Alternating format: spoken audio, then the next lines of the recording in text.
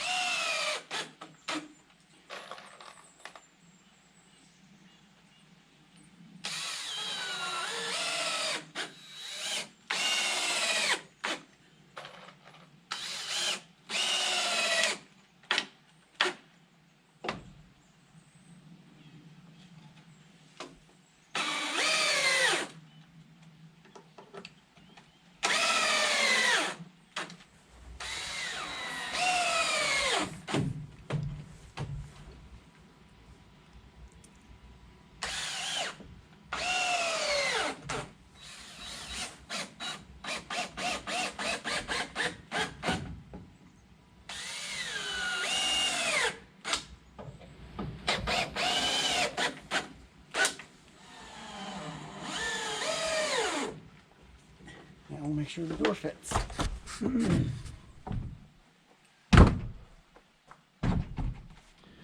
The door is tested and it fits, so we'll move on to the windows.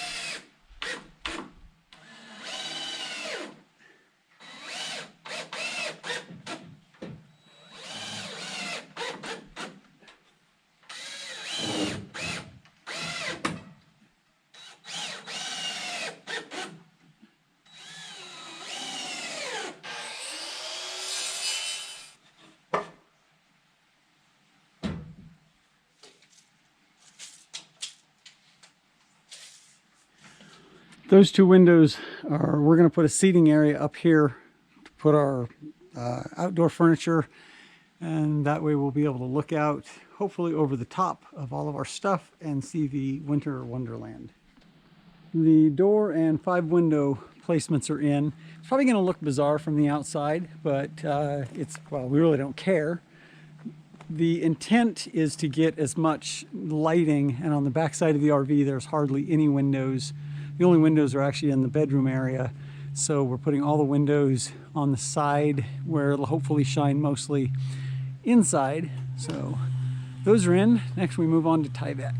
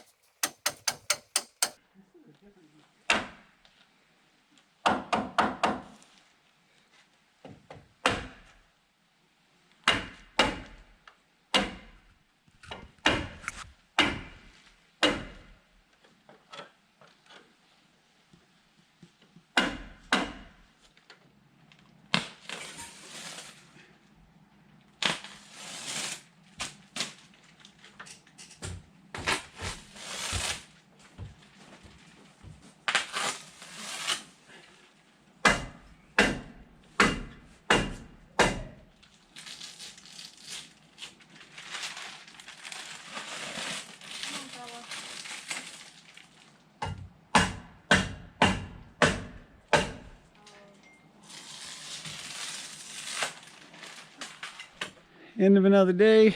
Got most of the Tyvek up, but I ran out to do the peaks, the very top of the peaks. So we'll get some more. And there you can see, it's gonna look kind of weird. Those 2 windows up there, but with that sitting area, we'll be looking out over the top of all this stuff out at that view. So it'll be pretty nice. It'll probably be nice and cozy in the winter because that's the high That'll be the high floor, we'll say. No windows on this side, we decided, because there's no windows on the RV really to speak of on this side.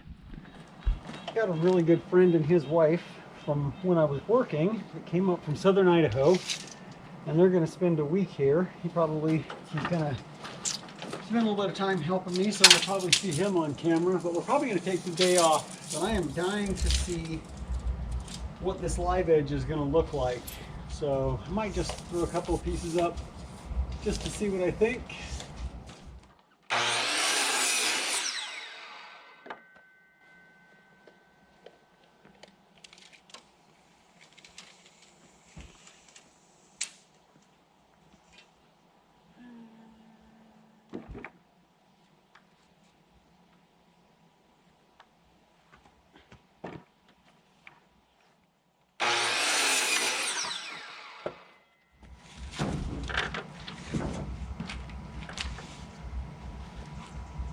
I picked one of these that has a nice straight live edge on this side. This side will be covered. And I want this to overhang by 1 inch so it can pick up the other one that's going to be coming in on this side. Not sure how well you can see this, but I'm going to take this scrap, use it to set my overhang of 1 inch on this side. I like the looks of that.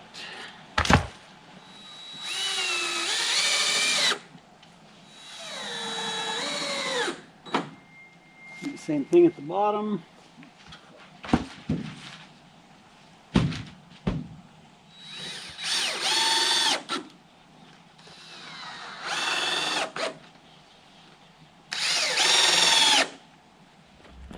So a couple of things here.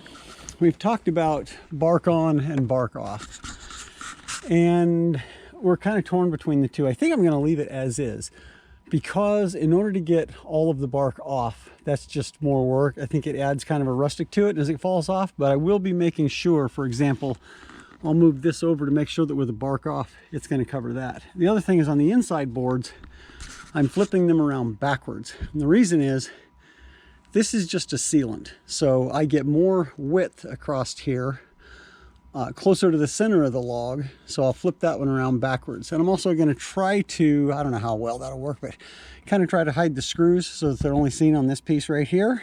But this is really just a barrier, so it is what it is, and we're going for, I guess, a rustic look. Well, actually we're going for a free look because this is all lumber from our trees. So I'll put that up and we'll see what that looks like.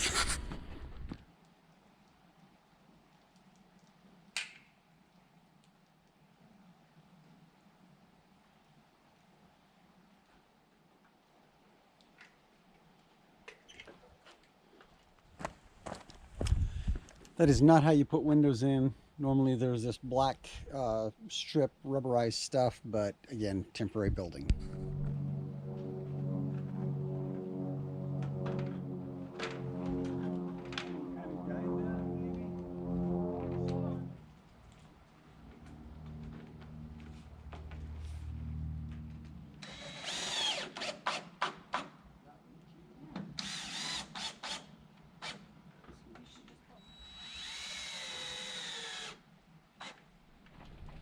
Not sure how well you could see that installation of that one, but there's the windows in and the one on the back. They're up high for here, but we placed them so that for the RV looking out, we get the most natural light that we can.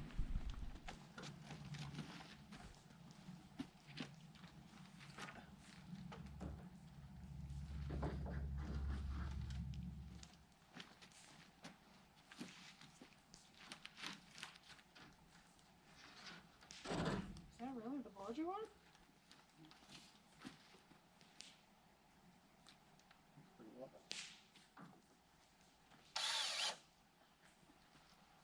Ready? Yep.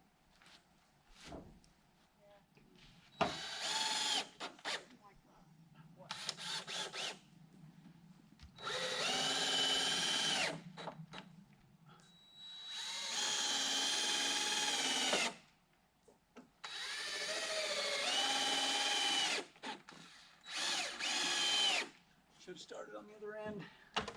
Not left-handed.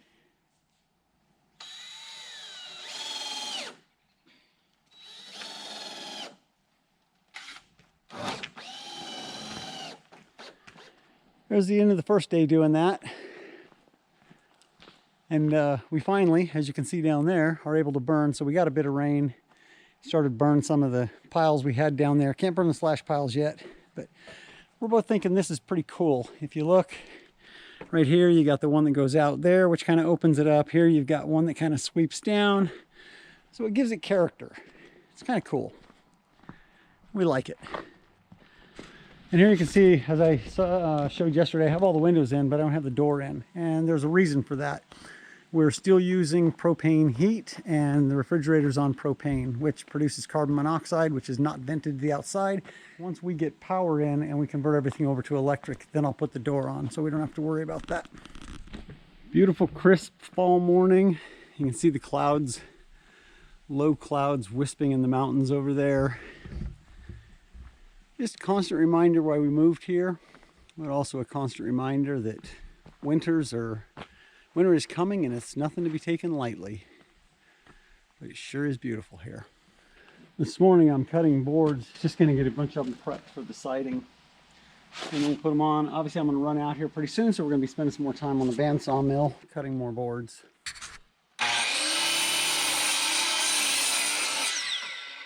We sawed up a few more logs. Again, going after those smaller ones, and there's one side done. Also did another row of Tyvek up there, just because I'm going to start on this end. But you can see it's got some kind of cool character. This board right here, it splays up. These here that are kind of going up at an angle. I probably should step back a little bit.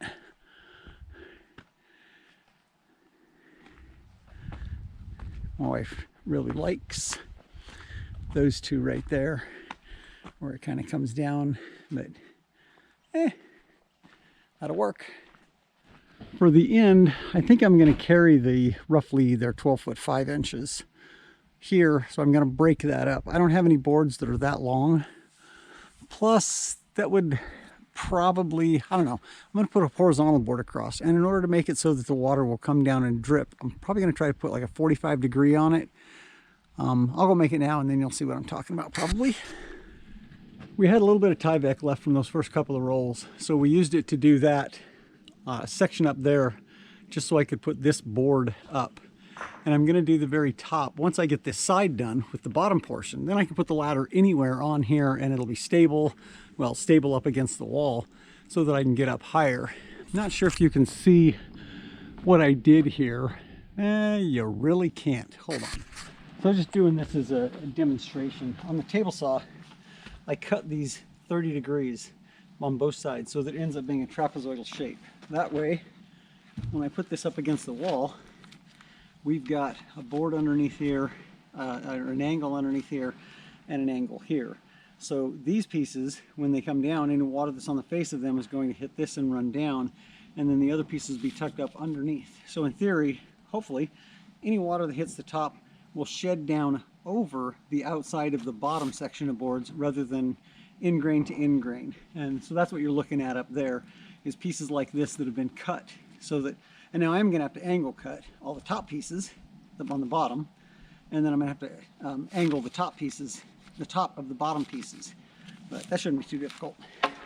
End of another day. We got that done today. Got a little bit of character here. My wife liked that, so we did that. Got up under the windows. It took me quite a while to get those window sills. It took a while to figure them out because I wanted, see if we can see how they come over, but they also have an angle down on the top and on the bottom, just like the board that I showed you up there, I did here. And then the tops of these are cut at 30 degrees, so they go up underneath it. That way any water comes out, and it should come down off the front of it. And I got tired of almost falling off the hill on the ladder. It tried to dump me one too many times, so I just set that up so that I've got a flat spot to put the ladders on, because when we get up there, I'm going to want a very solid base for that ladder. And obviously I still have to do the drip edge. I have to build the drip edge for the top of the windows. And I don't know if that made sense before, but here you can see it better. There's an angle, 30 degree angle cut here, and then these are beveled, so they're pushed up underneath it. So any water is going to run down. Well, first this sticks out just a little bit, so any water will run down the face from here to here. But then any that gets in behind, in theory, is going to come down off the face. These pieces are also cut at a 30-degree angle that is wedged back up underneath that. And then I've got on the top also an angle, so any water should shed down off of it also. Working on that top up there, we decided to change it so it goes sideways. Obviously we didn't have boards long enough to go all the way up, and I thought we needed something to break it up anyway. We agreed on this. So a lot of brown pants work, so I'm not getting a lot of it on camera. Maybe I'll get my wife to film it here in a minute while I'm up there putting one of those up. Here I've made a template for the angle cut of the roof, and I do my best. Obviously this isn't a straight edge because we want that live edge, to try to line it up as best I can.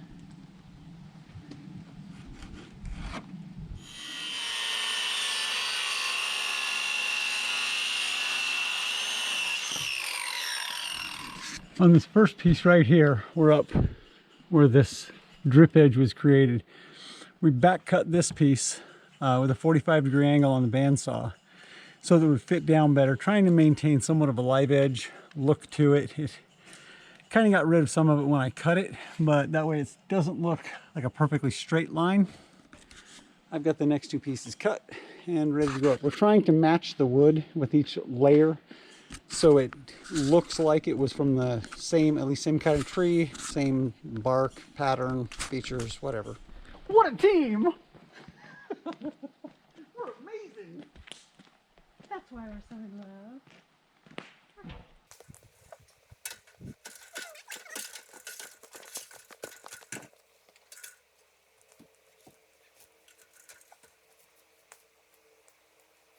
How's that? That looks good. Your edges look even and no gaps. And I see no gaps on the bottom.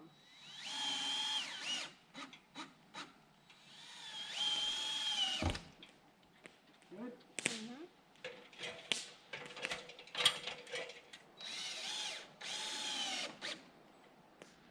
And just in case you thought we weren't going to moisture barrier that peak, just had to wait till I could get the ladder up there comfortably. End of another day, and that end is done. The pieces over the window look like they don't match, but we actually kept when we cut the bottom, we kept that piece to do the top. They're just wet, they've been laying out. Once they dry, they should match. But that's a lot of wood, but it was free, sort of. And I should probably add that over the top of the window, we also added a beveled piece so that actually the pieces, the wall pieces above the board actually have a 30-degree cut on the top and a 30-degree cut on the bottom, because each of those are beveled so that the rain should run off more. Finishing up trimming out the windows on this side so I can probably better show how this was done. As you can see here, this is just a dimensional piece right here. But because it's covered on both sides, you won't be able to see this not live edge. What it gives me is a straight edge here, obviously for the window. And then these pieces were cut trapezoidal so that they provide this rain runoff here and then also up at the top. And I'll show one of the pieces up the top here that I'm getting ready to put in. So there you can see it also has the rain runoff, and I've cut a notch right here just so that it fits back into it. Then when I put subsequent pieces on, they'll come down and be bevel cut on here. The back will be bevel cut, the front will be bevel cut, and it'll reach out to here, causing the water to hopefully run down over the front of it. And same thing with these on the bottom. They're bevel cut. Hopefully you can see that. I don't know. Yeah, they're bevel cut this way, and then I bevel cut the other pieces so any water runs down over the face of those also. A few hours on the sawmill, and it was a total of about 2 days, and we finished up the third side. Also put the door in. I've got a way that I hang doors, and I probably should have covered that because it works every time for me, but I forgot about it. I'll cover it in a future video probably. Same with windows, but doors can be a little bit challenging. There's a pretty easy way to do it. You'll notice around the windows and the door, we found these bent ones just to, again, add a little bit of character. Each one of those has this sweeping board on the outside of it. Not so noticeable over the door, but around the windows it's more obvious. So one end left. Gonna get on the sawmill this morning.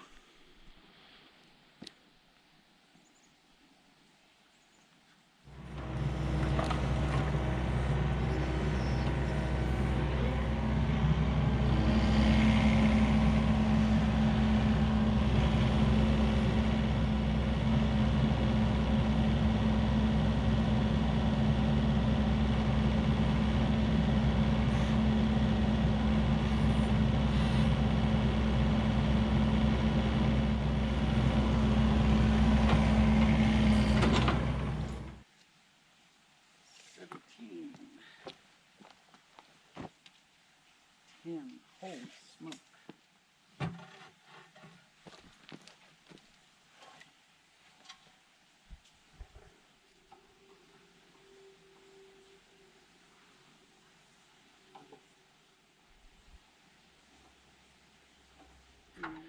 So I'll kind of explain what I did here. I measured the butt and then I measured this end. There was a 7-inch difference. So half of that is 3.5. I added 3.5 inches of lift to this end. The reason for that is obviously if it was sitting down, because that end is so much bigger, I'd be cutting off tons of slabs down here and my boards wouldn't necessarily be with the grain. This way I've raised it up so the center of this log is roughly the same elevation above the deck as the center, I'm sorry, the center of this end is roughly the same height as the center of the other end. Here you'll notice I didn't bring these up very high, and the reason is because the carriage has to clear these. I've had a couple of times where I've had a bigger log on here and the carriage won't clear this. So by putting it down a little bit lower and then running it by, I make sure that the carriage is going to clear.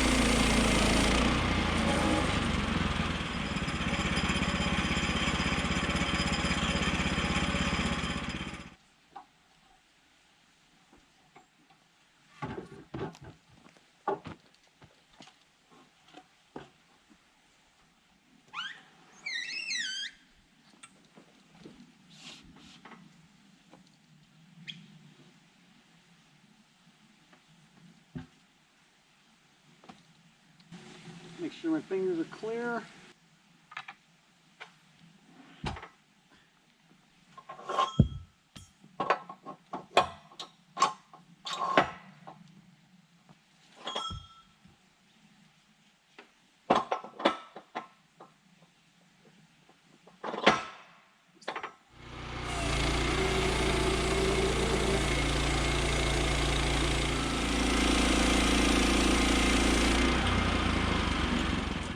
There's that cedar slabbed up. These are the back boards. And by that I mean the ones that are up against the building, and then you've got the front boards. So I slab wider ones for the back boards because by the time you come in with the front boards, you're going to lose a section of it. Next I'll slab up either a Doug fir or Grand fir so that I get some white. This is a reddish color. And we just kind of mix it and match it as we go across trying to create something random. And then I'll slab up one of the smaller ones to get the front boards that go over the top of these back boards. That was about 45 minutes probably total time. There's either 5 or 6 logs and about 4 hours. That should be enough to finish that side. We'll see. End of another day. We got this whole side done. I mean, the boards were already cut, but we got it all cut and hung today.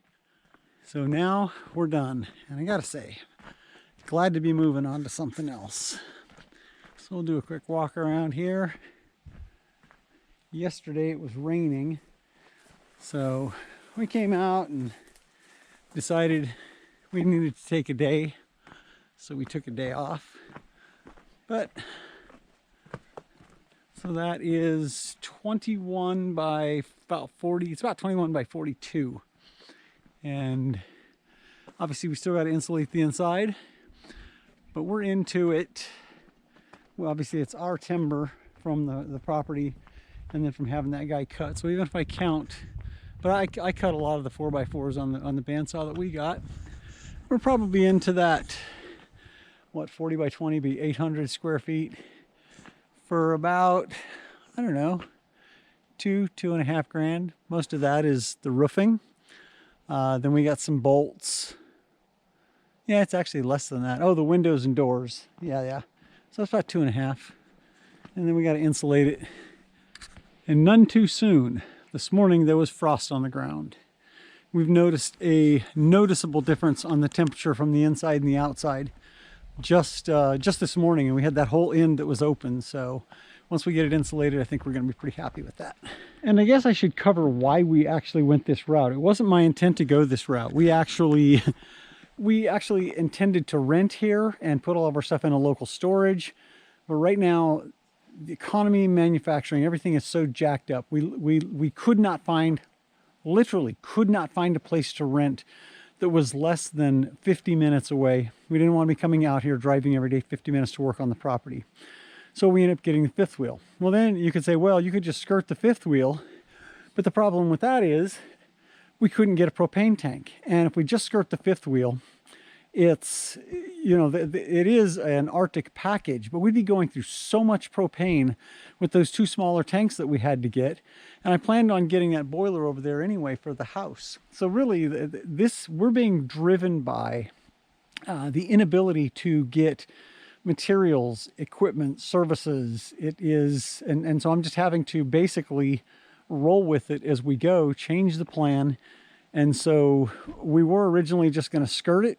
And, you know, that's why I put the water tank where I did. So it'd be inside the skirting. The pump would be inside the skirting.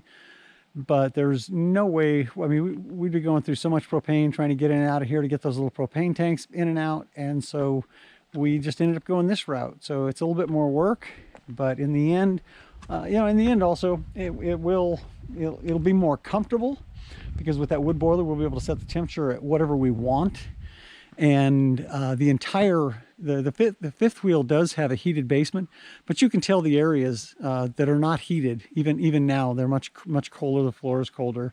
So this way we'll heat the whole building, won't have to worry about my water lines, septic lines, anything like that, and it'll hopefully just work out, and we'll have a little bit more room too, especially for storing our stuff.